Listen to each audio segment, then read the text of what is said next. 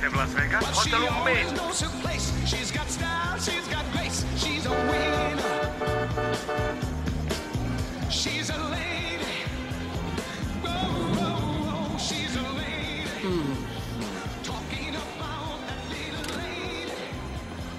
Lísteček, pospěšte si, prosím. Tak vemte si lístek. Berte! Lístek, sakra! Je to nutný?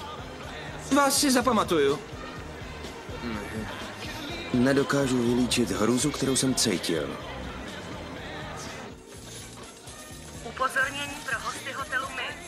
Prosíme majitele zeleného Pinta s minnesotskou poznávací značkou TGO4.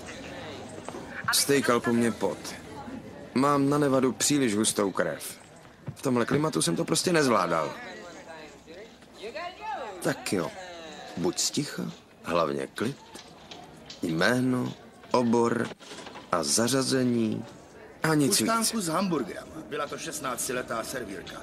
Uřízli jí hlavu na parkovišti, potom do ní vyvrtali otvory a vycucali krev. Myslím, že jim šlo o nadvěsek mozkovej, epifýzy. Jo. Ne. A jak se má máma? Ignoruj tu hnusnou drogu. Jo? Vůbec nic se neděje. Jo. Nazdar! Jméno? Raul Duch na seznamu. All inclusive. Jsem moudrej. Komplet reportáž. Mám tu právníka.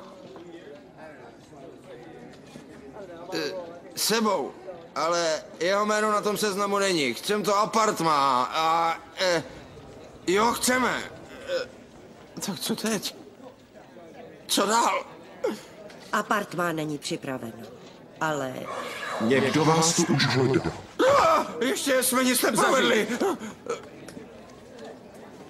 Ten muž má nemocný srdce, ale mám pro něj léky. Doktor Gonzo, připravte ihned apartmán, čekáme v baru.